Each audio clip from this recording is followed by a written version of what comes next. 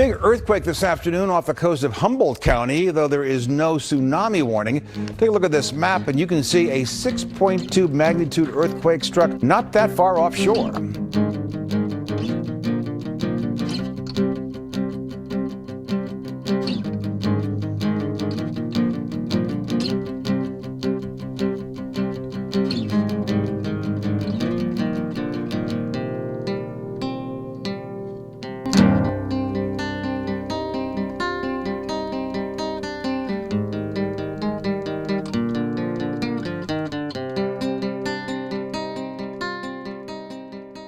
Welcome back, everybody. It's been a long day for the west coast of the United States, as yesterday a 6.2 magnitude earthquake rocked and caused damage all over the Northern California coast. And as you and I speak right now, there are multiple aftershocks going off. Now, keep in mind, guys, this is the second pretty big, or I should say very big, earthquake swarm for the immediate west coast of the United States. If you guys remember back on December 7th, I have it pulled up right here. The 5.8 began. This was actually a 6.0 began the earthquake swarm on the Blanco fracture zone, which is a very significant fault line that is said to be the one that will house the big one, as in the big next earthquake of probably 7.0 or even higher that is really going to affect this entire area. Now, are we looking at precursors? Are these precursor earthquake swarm? So notice they're in different places. This one was along the Blanco fracture zone, and now down here, as you can see very quickly, this swarm is a lot further south than the Blanco fracture zone. This thing is actually putting pressure on the San Andreas fault line, which is very much more common to the immediate public when it comes to California. In fact, these fracture zones and fault lines are so noticeable, you can see them from Google Earth on the sea floor. They almost look like stone steps reaching all the way down to Northern California. Right here is where this second earthquake swarm took place. Keep in mind, right here is the Blanco fracture zone. That is the one that affected the Oregon coast. But the point being here is that we've had two major earthquakes and swarms afterwards within 2 weeks apart from each other, along some of the most feared fault lines known to humans. And whenever something like this happens, you can guarantee there's going to be coverage of it. One of the main things discussed about the state of California is when that big one's going to take place, and now we've had two events bigger than most we've seen in years prior, happening almost back to back. Now bear with me here, but one of the main ideas or thoughts behind this is the sun. We are over here on spaceweathernews.com. A lot of you know who runs this channel, Suspicious Observers, but we got to take a look at the X-ray flux and the solar flares we've had. In the last day alone, we've had 2 M-class solar flares. Those are huge. And then if you take the last 3 days in a row, we've had 3 M-class solar flares. You can see the biggest of the 3 happening just before the 20th, as today we are in the 21st. If you look over here in this direction, you can see the CME graphic actually hitting Earth. Earth is represented by this yellow dot right here, and you can see the yellow dot right next to this red diamond, which is one of our satellite cameras. And what you're seeing is the actual CME energy projected to hit Earth, and the main source of that energy will probably be in about a day and a half. But before that happens, we have a huge rise in solar wind, and that puts pressure on the Earth's magnetic field, and when that is pressurized, it has been known to cause big earthquakes. In a very broad nutshell, I'm going to explain this, but picture the Earth's magnetic field almost as a magnetic field around the Earth. It's pretty simple. And then imagine the sun, which is said to be multi-thousands of times bigger than Earth. So when you get a sun flare or an eruption of some sort that launches off the sun, it is moving at speeds that we can't even comprehend. And at those speeds, solar wind can do a number on the magnetic field, which is also said to be weakening. So you can imagine the pressure being put on Earth, and then just like a chain, it's going to break at its weakest points. And unfortunately, one of the weakest points that we are told on Earth is the San Andreas fault line and the connecting fault lines immediately to it. So just by doing some overall research on the effects of the sun onto the Earth,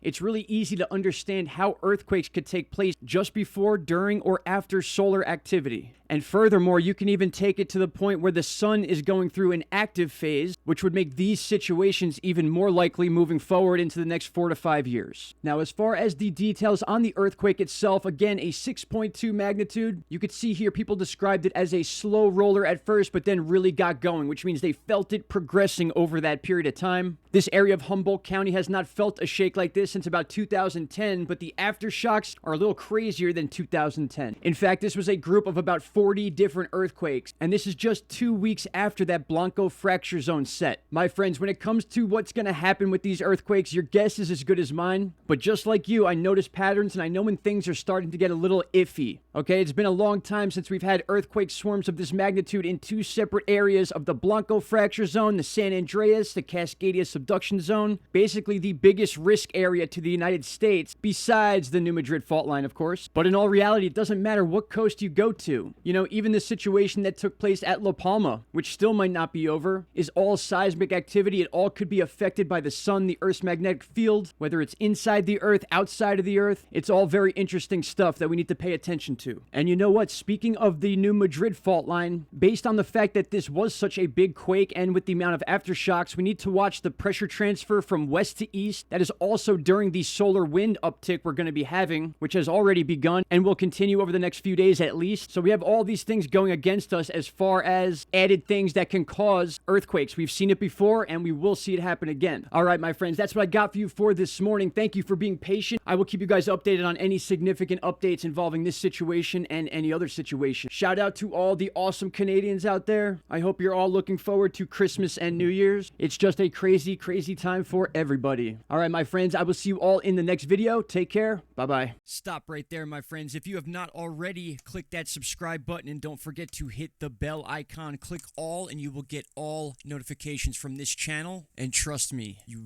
won't be disappointed.